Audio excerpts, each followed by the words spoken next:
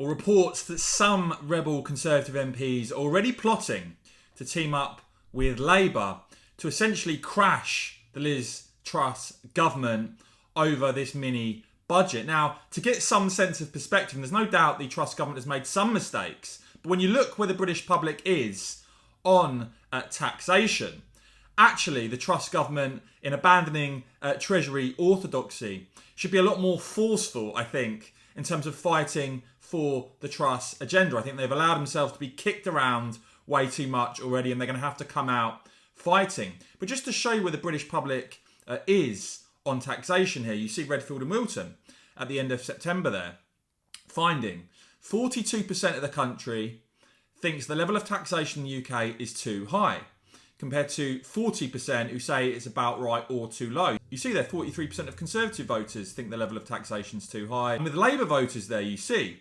clearly, Labour voters think the level of the taxation in the UK is too high. So certainly, those who say a tax-cutting agenda doesn't have public support, they are wrong.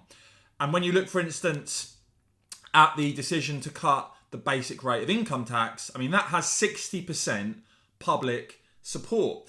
So I think there's been a bit of a hysterical reaction from some who are getting twitchy already about Liz Truss. And you see here, almost unbelievably, that already you've got Conservative MPs here seeking Labour help to stop the budget. Conservative MPs, the Times report there, in talks with Labour about how to overturn Liz Truss's budget. And as for what the Truss government could do in response, well, Chairman Jake Berry suggesting that Conservative MPs who vote against the budget could lose the Conservative whip. Watch this clip from Sky. Let me know what you would like to see Truss do. Would you like to see her kick out these potential rebels? Watch this, guys, and let me know what you think.